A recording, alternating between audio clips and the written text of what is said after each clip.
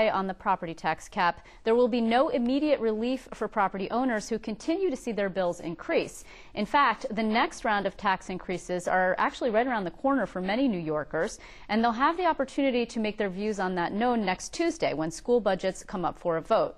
Now, in advance of that vote, the Empire Center is breaking down just how much you're paying in property taxes compared to people in other parts of the state.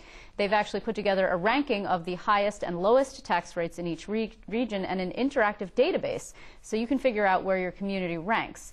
I think the results will probably surprise some people. I'm joined now by the Empire Center's Executive Director, E.J. McMahon. E.J., thanks for your time. Thank you. Well, first let us say you need to explain a few things, right? If you would explain first what the effective rate is, because that's what we're talking about here. Well, in many communities, the assessed value of a property is not really the market value. It's some partial basis of that. And that means that the tax rates around the state don't compare to each other if you just take them at face value, because you have to adjust them to using something called the equalization rate, so that you get really the effective rate as a share of actual value of the property. Okay, so the problem here is that there are just so many taxing districts in New York, and when your home is sitting on a particular street somewhere and it looks like, oh, I might just have village taxes, for example. Actually, you've got sewer charges, you've got city charges, maybe you have village charges, you have school district charges. So the purpose of this is to help people determine what exactly their real rate is. Do I have that right? Yes. I mean, basically, this is using data that the State Comptroller's Office has gathered and estimated for going back 10 years, and lining it up so that you can try to make some sense of out of the thousands and thousands of different combinations of taxes that you could have living in New York. For instance, you could live in a given town, and in a given town could have 3 or 4 or 5 different school districts with a piece of it, for instance, and then maybe a village or two to boot.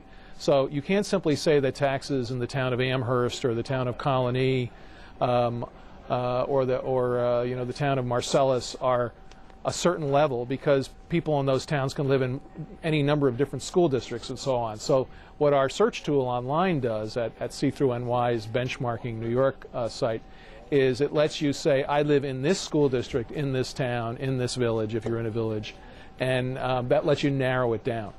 Okay, and this is actually helpful for people because there are, as I mentioned, there's a school district vote coming up for people. And, you know, the turnout for these is generally pretty low. And the failure rate is also generally pretty low. Right. But we look to this as sort of to try and indicate to us how people are feeling about what's coming down the pike when votes are going to be, when turnout will be larger, right? Right. And of course, we've been talking a lot about the property tax cap and education cuts and what those two, where those two things meet and what it means. Right. The governor's seeking a 2% cap. The average increase around the state is actually in the 3% range. It's a little over 3%. The median of the actual tax increases being sought by school districts is more like 2.5 or 2.7%, I think, meaning half of them are below that. I think about a third of the districts are 2% or lower. I may be a little bit off, but yeah, I mean, there's some districts asking for 4% tax increases, sometimes right next to districts that are asking for nothing. So what our database does, I think it provides, among other things, in our rankings by region, give you an idea of where the stress is. Where are the most stressed taxpayers in terms of taxes as a share of their property values? And that tells an interesting story, or it expands on an interesting story that we already have, that those of us who look at these things have kind of known, but when you break it down to its lowest levels, it really tells paints a very striking picture of the tax pattern around the state. Okay, here's what actually I find really interesting about this, and I should caution, I'm not necessarily a wonk, and I trend, I think, and a lot of reporters do, towards using the shorthand. In other words, the taxes in the suburbs are very high, whereas, you know, people in cities like New York City, which is not included in this, we should note, right, you know, tend more to live in apartments, and so they're not paying property taxes, except that's not necessarily true because your building owner pays property taxes, right? So it gets figured into your rent. So, for example, Western New York village of Wellsville, bears the state's heaviest property tax burden with an effective rate of 62.20, so $62.20 per thousand. But yet, down in the Hamptons, you have the Hamptons, which is a very rich area. Right. You have the lowest tax community. So explain how that happens. Well, in general, here's the pattern.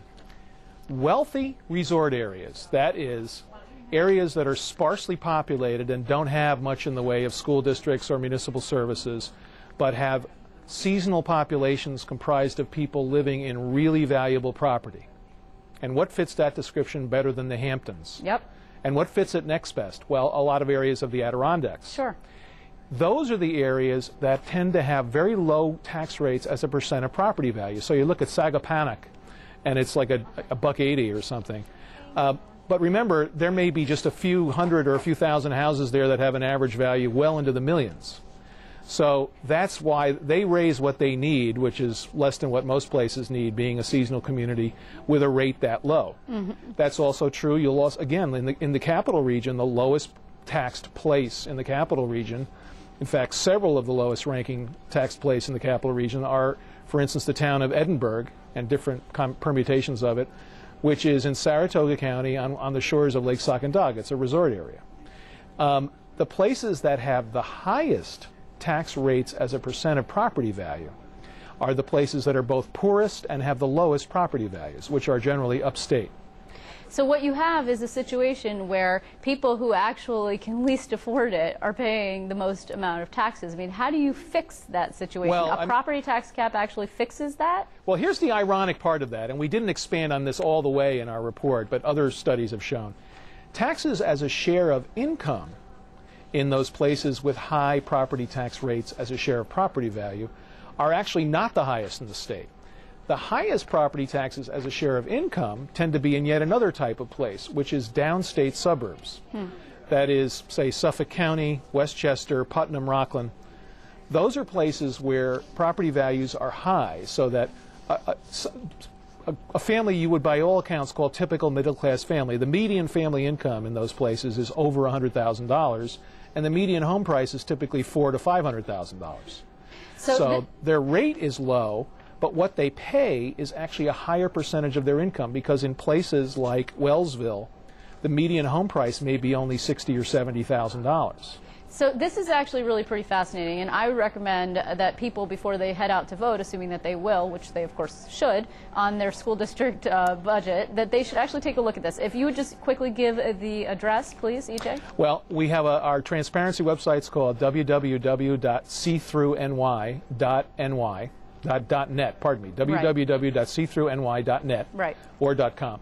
And then one of the choices on the menu items there is Benchmarking NY, which is where we have searchable and comparable data on local government expenditures and now on property taxes. It says compare property taxes on the toggle menu.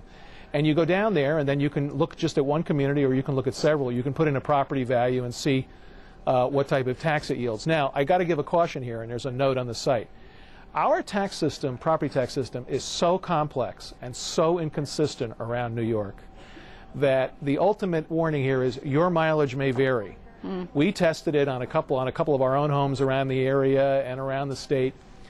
We came up, most of the places we checked, it was like almost exactly what we actually pay in taxes was what our site revealed to you. But there are some towns and cities that have very great disparities in the assessment practices.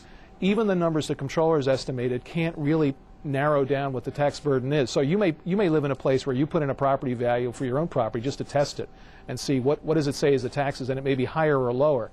That's because the assessment practices are out of date, or you have your town or city assesses commercial property unofficially at a higher rate. Okay.